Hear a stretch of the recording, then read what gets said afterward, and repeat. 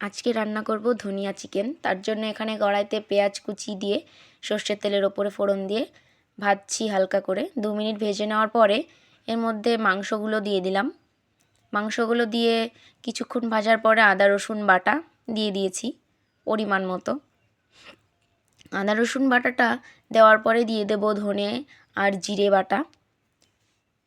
তোমরা চাইলে গুঁড়ো মশলাও ইউজ করতে পারো। আমি এখানে বাটা মশলা ইউজ করলাম। তারপর ঢাকা দিয়ে দেবো কিছুক্ষণের জন্য, 5 মিনিটের জন্যে।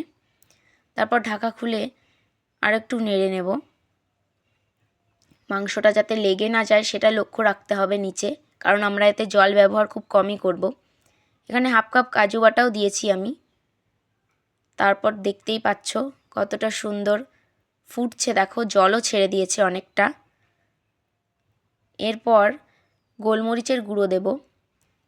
গোটা গোলমরিচ গুঁড়ো করে নিয়েছি, সেটা দিয়ে দিলাম। তারপর আস্তে আস্তে এটা ফুটবে আরেকটু। তারপরে এই যে ধনেপাতা বাটা দিয়ে দেব। ধনেপাতাটা তোমরা মিক্সিং জারে বরফের টুকরো দিয়ে পেস্ট করবে, না হলে এর কালারটা ঠিক আসবে না, কালো হয়ে যাবে। তো দেখতেই পাচ্ছ কতটা সুন্দর কালার এসছে। যদি তোমরা বরফ না দাও তাহলে কিন্তু কালো হয়ে যাবে। তোমরা একবার রান্না করে ট্রাই করে দেখো কেমন লাগে।